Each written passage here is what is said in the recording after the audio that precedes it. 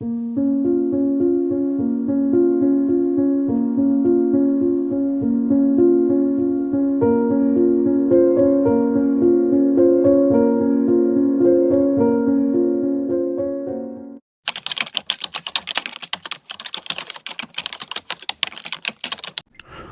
amigos e amigas do canal Monoteísmo Racionalista. Tudo bem com vocês? Bem, hoje vamos tratar aqui de um assunto muito interessante e relevante para o papel de suposto Messias atribuído a Jesus. Eu não sei se você já percebeu que algumas atitudes e ações bem peculiares de Jesus, conforme registradas no Novo Testamento. Antes de mais nada, é preciso entender que o ambiente onde o seu movimento messiânico surge é particularmente gentílico e helenizado, isto é, profundamente afetado pela cultura e por certos costumes que eram coisas comuns naqueles dias e naquela região específica, onde Jesus começou a dar os seus primeiros passos em suas pregações. Muitas dessas ideias ou noções, que talvez hoje nos soem um tanto estranhas, bizarras e até mesmo escandalosas, naquele tipo de sociedade e cultura eram entendidas como dentro do normal, aceitáveis e, em alguns casos, até estimuladas. E, em especial, devido ao fato de que o cristianismo é uma religião originária de uma amálgama de mitos e lendas de fundo greco-romano, a sua visão de mundo foi definitivamente calcada, moldada sobre os fundamentos daquelas culturas do mundo antigo. Jesus era um homem, certo? No Novo Testamento é o que se diz dele. No entanto, nos primeiros séculos da Era Comum, as imagens de Jesus não se limitavam a imagens masculinas.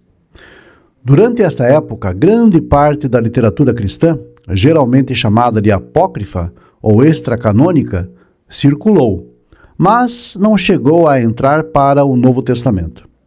Da mesma forma, também foram criadas obras de arte representando imagens de Jesus, sua família, seus discípulos e suas histórias, embora nem todas as imagens tenham sido retiradas de textos do Novo Testamento.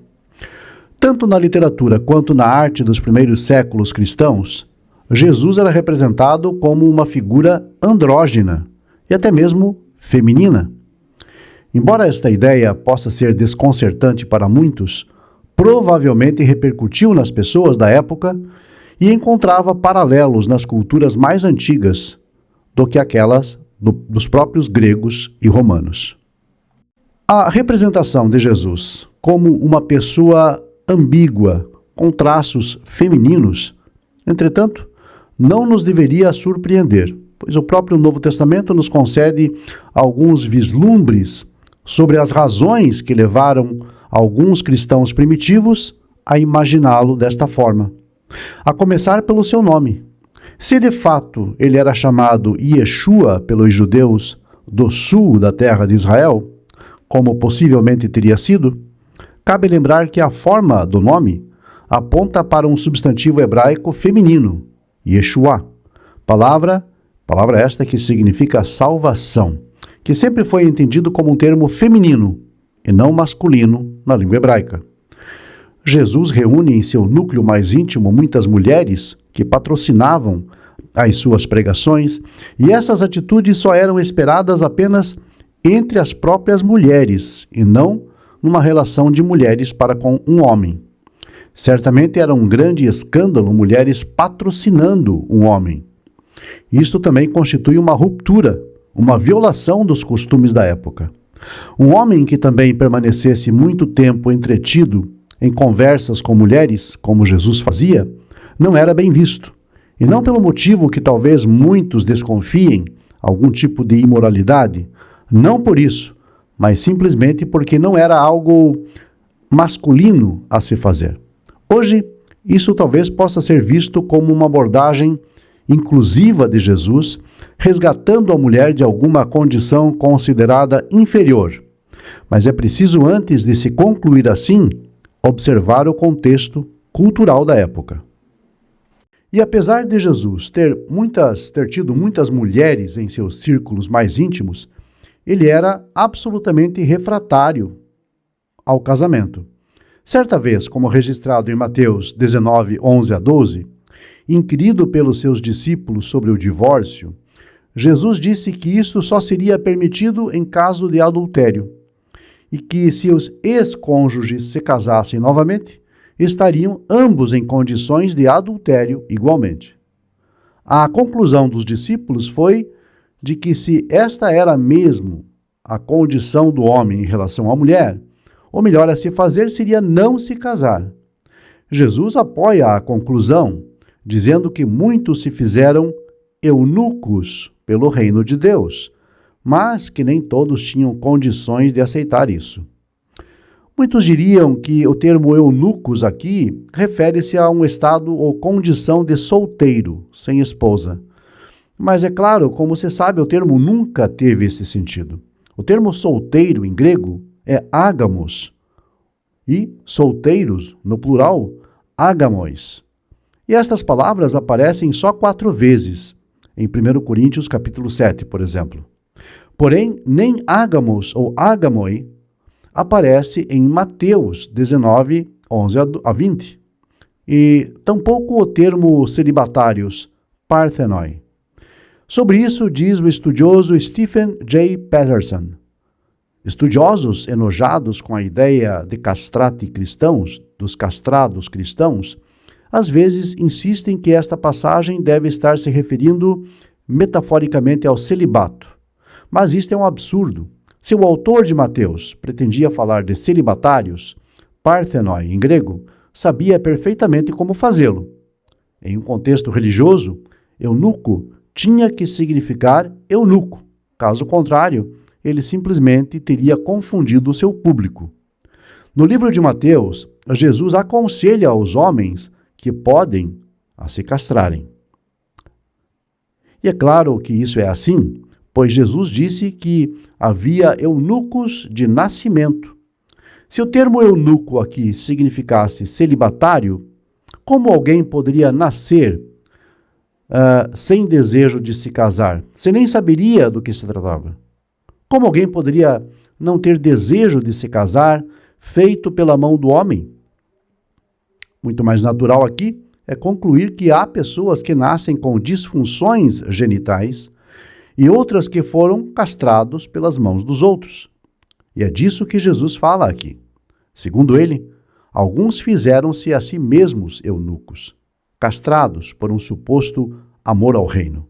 Porém, como se sabe, homens castrados, eunucos, são aqueles cujos órgãos genitais são mutilados e, claro, devido à disfunção hormonal causada pela prática, a sua aparência, seu comportamento e as suas atitudes tornam-se femininas. E por esta razão, esta prática é condenada pela Torá. Deuteronômio 23, verso 1. Patterson comenta que o mundo romano era masculinizado, o que ele chama de falodominância. Era uma época saturada de domínio e poder do masculino. Ele explica ainda que, de certa forma, Jesus, ao dizer isso, estimula seus seguidores a removerem aquilo que os antigos mais associavam ao poder e o domínio masculino. Foi assim que, segundo o estudioso, eles escolheram encarnar o reino dos céus na terra. Esta atitude de Jesus diante da situação dos seus dias representa uma escolha ativa de não participar, de não comungar com o status quo, uma atitude transgressora contra o sistema. Porém, ao mesmo tempo, esta ideia radical feria também o disposto na lei divina. Pelas suas palavras, ações e pensamentos, é muito apropriado julgar que o próprio Jesus fosse emasculado, como, aliás, ele foi representado muitas vezes nas artes e na literatura de alguns grupos cristãos antigos, de formas femininas e até mesmo como um ser andrógeno. Epifânio, bispo de Salamina, em Chipre, no século IV, relatou que os quintilianos, um antigo grupo cristão, alegavam que uma de suas líderes, Priscila, teve uma visão na qual Jesus apareceu a ela como uma mulher.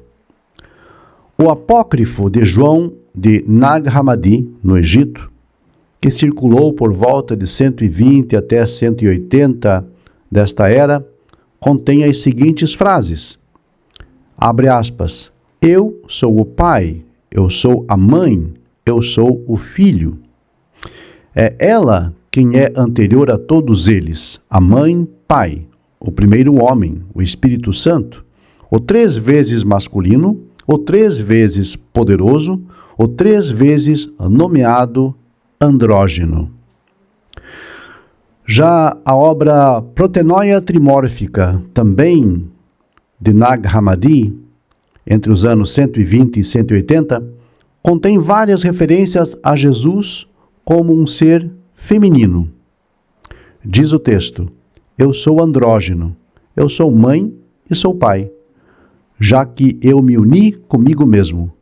Eu me uni comigo e com aqueles que me amam, e é por meu intermédio apenas que o todo permanece firme. Eu sou o útero que dá forma ao todo por meio da aparição da luz, que brilha em esplendor. Também, no atual Museu Nacional das Termas de Roma, existe uma estatueta de Cristo que o retrata com seios pequenos e cabelos cacheados. Esta peça foi originalmente identificada como uma poetisa sentada. Um sarcófago do século IV ou V, na igreja de São Francisco de Ravenna, na Itália, mostra um Jesus jovem, com cabelos curtos e seios pequenos. Em Arles, na França, um sarcófago do final do século IV mostra Cristo em pé sobre uma pequena pilha de demônios. Embora Cristo tenha barba e cabelos longos, há um toque nele de ginomastia, ou seja, de pequenos seios sob a sua túnica. O mosaico da cúpula do batistério ariano, em Ravenna, retrata o batismo de Cristo, e Jesus é mostrado sem barba e com cabelos longos, com um corpo bastante suave.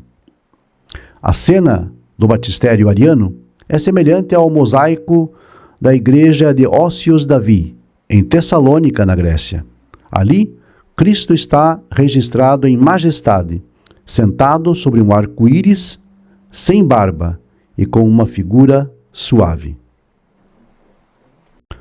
Por ocasião da Páscoa, Jesus também exerce uma função feminina em público, junto aos seus discípulos. Ao lavar os pés deles, ele está então desempenhando o papel que não era comum e nem apropriado para um homem naquela cultura, pois implicaria em uma humilhação pessoal.